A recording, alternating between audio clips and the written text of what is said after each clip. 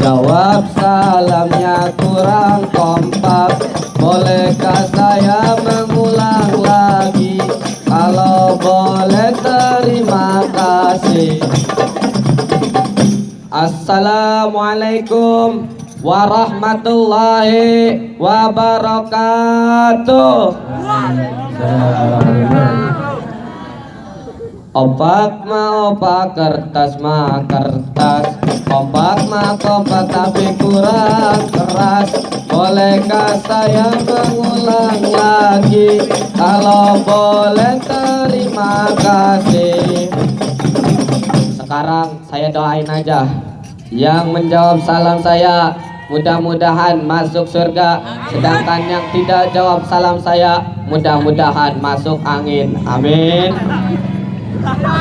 Assalamualaikum warahmatullahi wabarakatuh. Waalaikumsalam warahmatullahi wabarakatuh. Bismillahi alhamdulillah wasyukru ala ni'matillah wa biniyatil barakah. Assalamualaikum ya Rasulullah. Assalamualaikum ya Habiballah. Assalamualaikum ya awliya Allah. Allahumma salli wa sallim wa barik ala sayyidina Muhammadin sayyidil mursalin wa imamil muttaqin wa afdalin nabiyyin wa ala ali wa sahbihi ajmain. Amma ba'du. Ya hayyu ya qayyum ya hannan ya mannan ya dayyan ya syiratan ya dzal jalali wal ikram. Amin.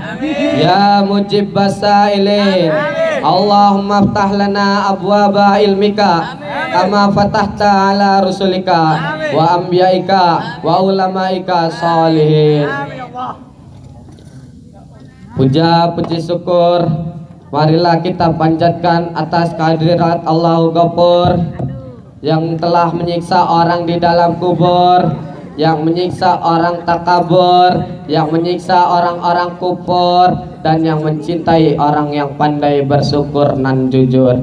Salawat beserta salam, salawat bermahkotakan salam, salawat beriringkan salam, salawat bergandeng-gandengan dengan salam. Semoga tidak lelah, tidak bosan, tidak ada hentinya, terus kita curah limpahkan kepada baginda alam, yakni Habibana wa Nabiyana wa Safina wa Maulana Kiram Muhammadin.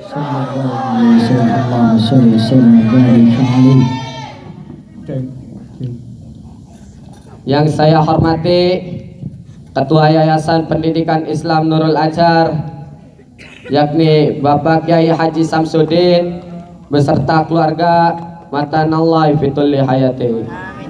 Yang saya hormati guru besar kita bersama, yakni Abi Dadang Jalaluddin beserta keluarga Matanallah fitulli hayati. Yang saya hormati Menteri Pendidikan Islam Nurul Azhar, yakni Bapak Ustadz Hasan Basri beserta keluarga Matanallah fitulli hayati.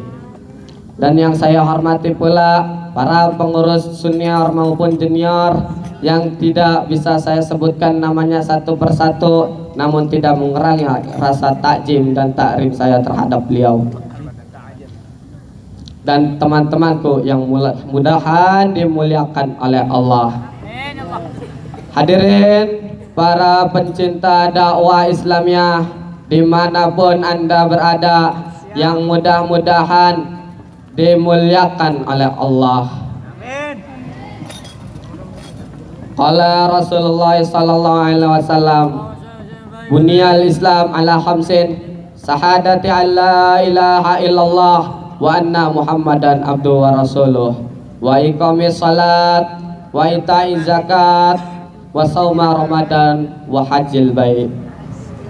Nabi SAW bersabda, dibangunnya agama Islam ini atas 5 perkara: bersaksi bahwasanya tiada Tuhan selain Allah dan Nabi Muhammad ialah hamba dan utusannya Allah, mendirikan salat, membayar zakat, puasa pada bulan Ramadan, dan pergi haji jika mampu.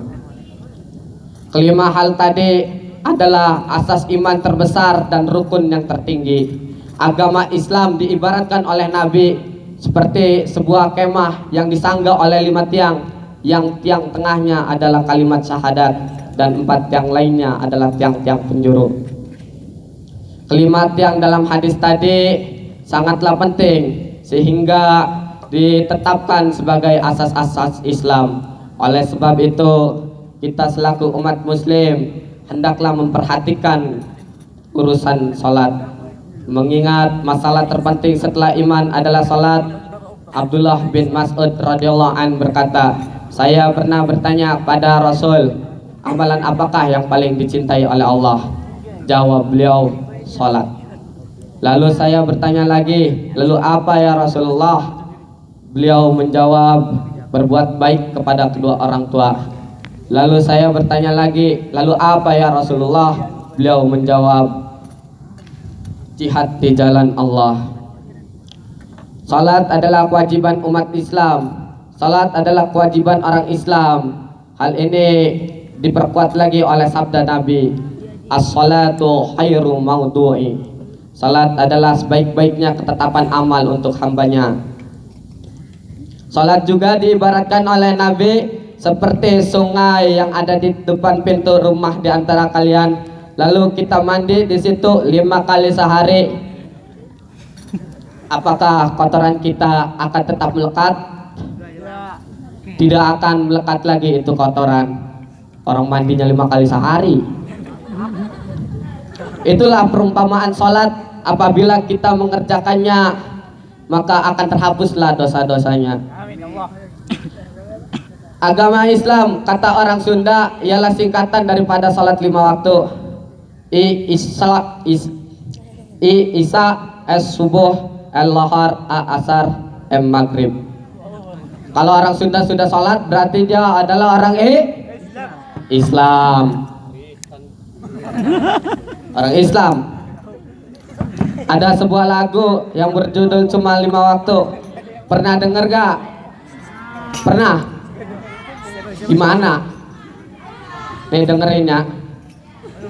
Subuh kesiangan, zuhur kesibukan, asar di perjalanan, maghrib kecapean, isya ketiduran. Jangan banyak alasan. Perintah Tuhan kamu tinggalkan, kamu abaikan. Cuma 5 waktu, kerjakanlah dulu sholatmu, jalankan perintah Tuhanmu, buat nanti akhiratmu.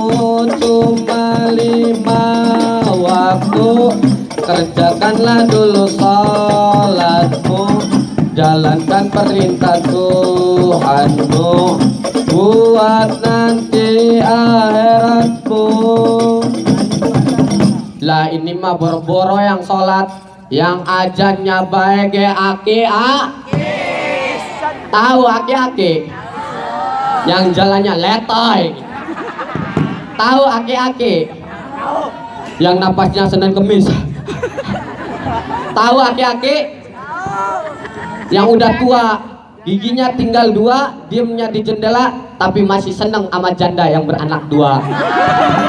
Itu aki-aki azan sholat subuh, suaranya kayak belum makan 5 hari. Allahu Akbar, Allahu Akbar. Pas azan teh giginya copot. Boro-boro mau nerusin azan, malah nyariin gigi. Gigi mana? Gigi saya mana? Itu aki-aki itu begitu. Makanya nih ya, cewek-cewek zaman sekarang kalau nyari pasangan itu yang rajin ke musola. Kalau nyari pasangan itu yang rajin beribadah pada Allah. Sungguh indahnya usia masih muda, ia cinta ke musola. Usia masih muda, ia rajin beribadah. Kalau ada di antara kalian yang punya pasangan jarang ke musola, jarang beribadah, boro-boro sebelum terlambat, sebelum janur kuning tertancap, sebelum hijab kabul terucap, boro-boro putusin, ganti sama AA.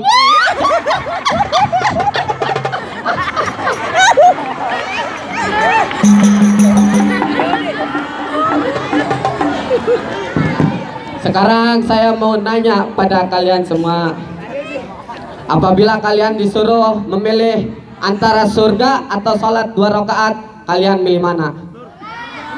Surga min 100. Catat ya.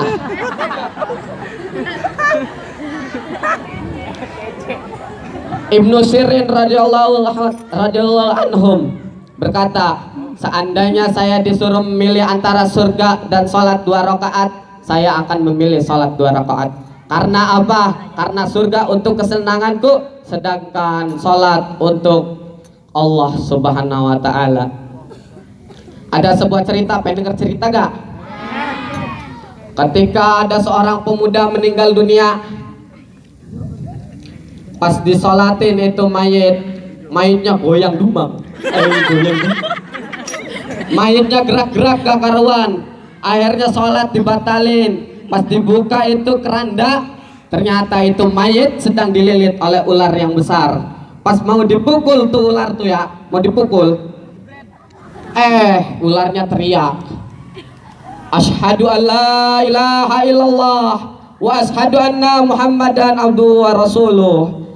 Saya bersaksi tiada Tuhan selain Allah dan Nabi Muhammad ialah hamba dan utusannya Allah. Kenapa saya mau dipukul? Saya melilit ini mayit karena saya disuruh oleh Allah. Karena ini mayit selama masa hidupnya tidak pernah beribadah. Ini mayit selama masa hidupnya tidak pernah ke musola. Ini mayit selama masa hidupnya tidak pernah menyentuh air wudhu. Makanya saya diperintahkan oleh Allah untuk mengazab ini mayit. Nauzubillahi min. Rasulullah Sallallahu Alaihi Wasallam bersabda, Islam adalah agama yang paling baik. Para alim ulama mengatakan bahwa disebutkan dalam hadis, barang siapa yang menjaga sholatnya, niscaya Allah akan memberi 5 keuntungan padanya. Jalma nu ngaraksa salatna, Allah mere 5 keuntunganana. Hiji digampangkan sakarat mautna, 2 disalametkeun siksa kuburna. 3 nampa buku leungeun katuna, 4 nincak siratal mustaqim sipatul labna. Ari anu kalimana asup surga tadi hisabna. Mau masuk surga tanpa hisab? Ya sholat. Rasulullah Sallallahu Alaihi Wasallam bersabda, sholat adalah tiangnya agama dan memiliki 10 faedah. Daya tarik pada wajah, nur di dalam hati, menyehatkan dan menyegarkan badan, kekasih di dalam kubur, penyebab turunnya rahmat Allah, kuncinya langit, menuju jalan keridhaan Allah, kuncinya surga dan penghalang dari api neraka, serta penyebab keridhaannya Allah. Rasulullah pun bersabda, barang siapa yang mengerjakan salat berarti dia telah menegakkan agama, dan barang siapa yang meninggalkannya berarti dia telah meruntuhkan agama. Para malaikat mempunyai panggilan sendiri khusus untuk orang-orang yang sering meninggalkan sholat. Untuk orang-orang yang tidak sholat, orang yang tidak sholat subuh akan dipanggil oleh para malaikat, wahai penjahat. Orang yang meninggalkan sholat zuhur akan dipanggil oleh para malaikat, wahai orang yang rugi. Orang yang meninggalkan sholat asar akan dipanggil oleh para malaikat, golongan ahli maksiat. Orang yang meninggalkan sholat maghrib akan dipanggil oleh para malaikat, hai orang-orang kafir. Orang yang meninggalkan sholat isya akan dipanggil oleh para malaikat, orang yang melalaikan Allah. Mau dipanggil kayak gitu mau sama malaikat? Ya sholat. Terus kalau sholat jangan pernah niat karena ada pengurus. Ada pengurus nyuruh sholat nih, langsung buru-buru cewek turun loncat gitu tuh. Karena takut dihukum, itu cewek loncat dari atas.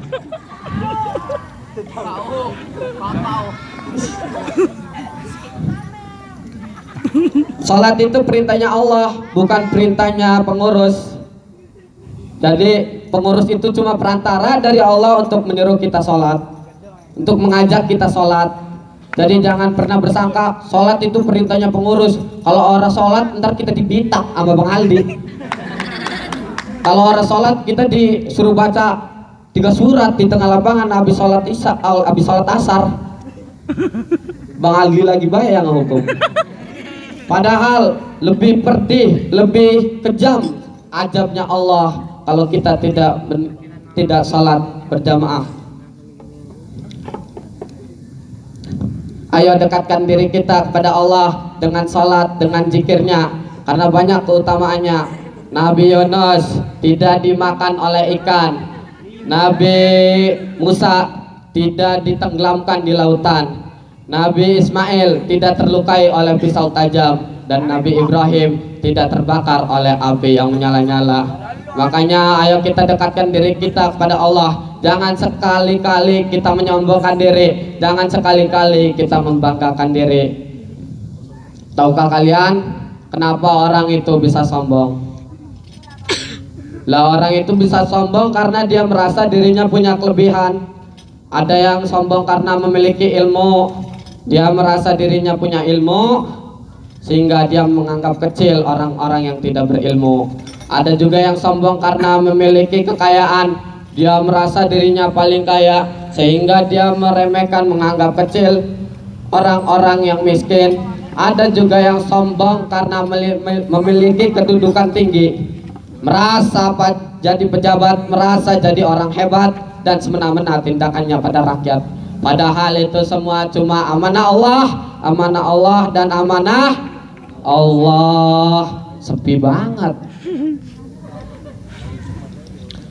Itulah kesombongan muncul karena karunia Allah yang diberikan kepada kita berupa kelebihan sehingga kita tidak pandai mensikapinya. Padahal Nabi kita, Nabi Muhammad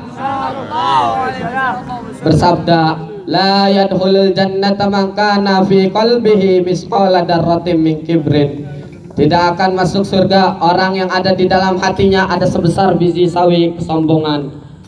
Salah sahabat Nabi bertanya, ya Rasulullah, sesungguhnya daripada kami senang kalau memiliki sendal yang bagus, senang kalau memiliki baju yang bagus, yakni apakah dia termasuk orang yang sombong?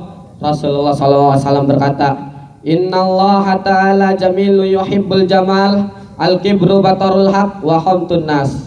Sesungguhnya Allah Ta'ala itu maha indah dan Allah Ta'ala itu menyukai keindahan-keindahan. Sombong itu batarul haq, menolak kebenaran, wa khamtun nas, dan melecehkan manusia. Lihatlah orang-orang yang nampaknya tawadlu, lihatlah orang-orang yang nampaknya rendah hati, tetapi ketika disampaikan kepadanya qala Allah, qala Rasul, ini firman Allah, ini hadis Rasul, mereka menolaknya. Mereka malah mengatakan, kami tidak butuh Al-Quran, kami tidak butuh sunnah Rasul, cukup bagi kami apa yang kami dapatkan dari bapak moyang kami, apa yang kami dapatkan dari nenek moyang kami, dan apa yang kami dapatkan dari moyang-moyangan kami. Orang yang diajak ke dalam tauhid tetapi dia tetap dikesirikan, maka itulah sombong yang sebenarnya. Orang yang diajak ke dalam sunnah tetapi dia tetap di dalam bidah, itulah sombong yang sebenarnya. Orang umat muslim ini, orang muslim melihat kebenaran dari manapun datangnya, sekalipun itu datangnya dari dubur ayam, kalau itu telur pasti kita makan. Walaupun itu datang dari dubur bangsawan, kalau itu kuning mau makan. Dari dubur bangsawan kuning mau dimakan. Siapa ya sih yang mau makan? Orang muslim melihat kebenaran dari kebenarannya, bukan dari siapa yang menyampaikannya. Meskipun yang menyampaikannya itu si Jagar, kalau yang keluar dari lisannya itu qala Allah, qala Rasul, ini firman Allah, ini hadis Rasul, sesuai dengan pemahaman sahabat Rasul, maka itulah sebenar-benarnya kebenaran. Kita harus mempercayainya sebagai suatu kebenaran. Sekedar mengingatkan lagi, jangan pernah membanggakan diri. Jangan bangga berkulit putih karena kulit terakhir kalian adalah tanah liat. Jangan bangga berpunya baju bagus karena baju terakhir kalian adalah kain kapan. Jangan bangga punya rumah mewah karena rumah terakhir kalian adalah kuburan. Jangan bangga dengan kendaraan mulai dari motor, mobil, becak, sehingga kereta api pun, karena kendaraan terakhir kita adalah keranda. Mungkin cukup sekian yang bisa saya sampaikan. Kurang dan lebihnya saya mohon maaf. Apabila ada jarum yang basah, jangan disimpan di dalam laci. Apabila ada kata yang salah, jangan disimpan di dalam hati. Maaf ya Kak Ustadz, pakai bahasa Sunda tadi. Ntar habis lagi rambut saya. Padahal itu kan budaya Indonesia, banyak budaya Indonesia. Budaya kita lebih keren daripada budaya orang. Kenapa harus pakai bahasa orang? Mungkin cukup sekian yang bisa saya sampaikan. Kurang dan lebihnya saya mohon maaf. Assalamualaikum warahmatullahi wabarakatuh.